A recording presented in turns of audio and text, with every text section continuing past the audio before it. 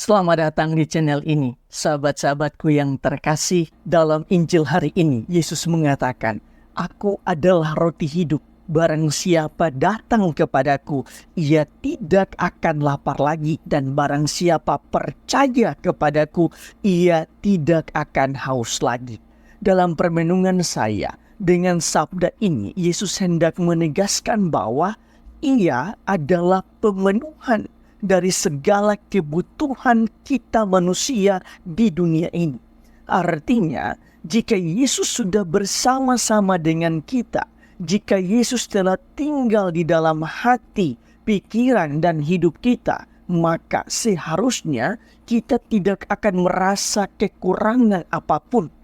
Di dalam bacaan yang pertama, para murid Yesus, jemaat perdana, justru memperlihatkan hal yang lebih ekstrim. Di dalam sejumlah peristiwa penampakan sesudah kebangkitan, Yesus selalu meyakinkan mereka bahwa Yesus senantiasa menyertai mereka. Puncaknya ialah peristiwa Pentakosta, di mana Allah memberkati mereka dengan Roh Kudus, sehingga Roh Allah sendiri yang tinggal di dalam diri mereka. Maka di dalam bacaan yang pertama, sekalipun mereka menyaksikan bagaimana Santo Stefanus dibunuh dengan cara yang sangat keji, semangat iman mereka tidak padam.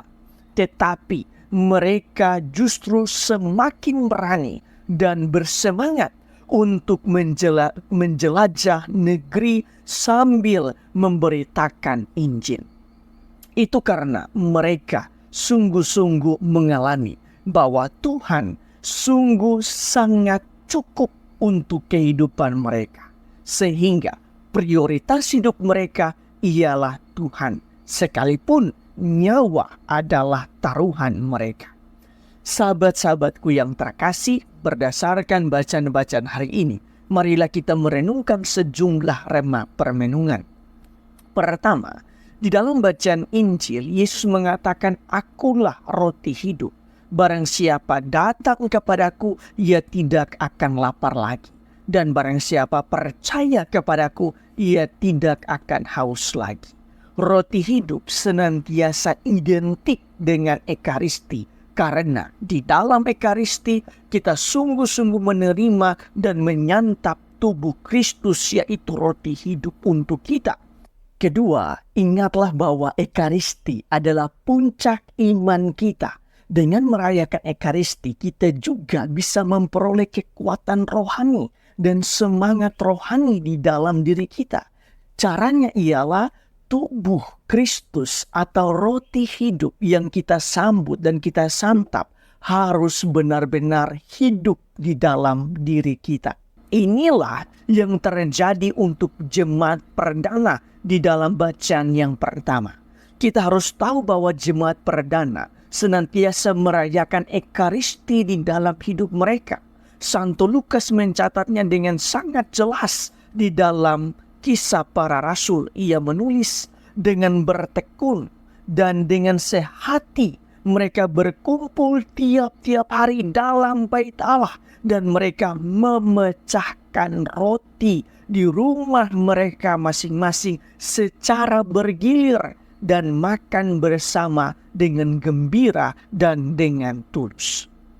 Teks ini dengan sangat jelas menceritakan bahwa jemaat perdana begitu bertekun dengan pengajaran para rasul dan memecahkan roti.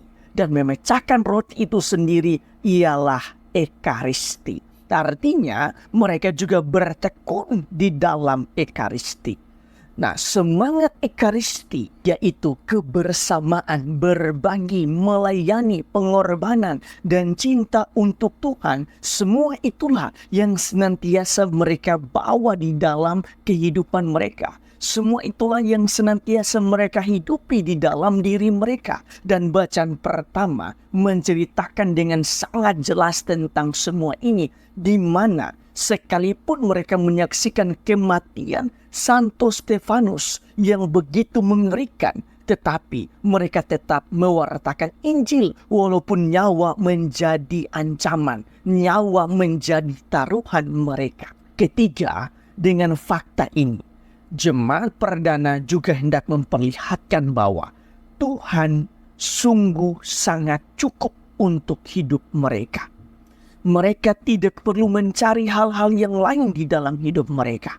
Hal ini juga terjadi di dalam diri atau kehidupan Santa Teresa dari Avila. Ia mengatakan, hanya Tuhan saja cukup. Hanya Tuhan sajalah cukup.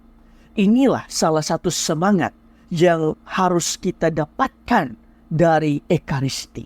Karena di dalam Ekaristi kita menerima tubuh Kristus. Kita menerima Tuhan yang tinggal di dalam diri kita. Ketika kita menyantap tubuh Kristus, itu berarti Tuhan tinggal di dalam diri kita.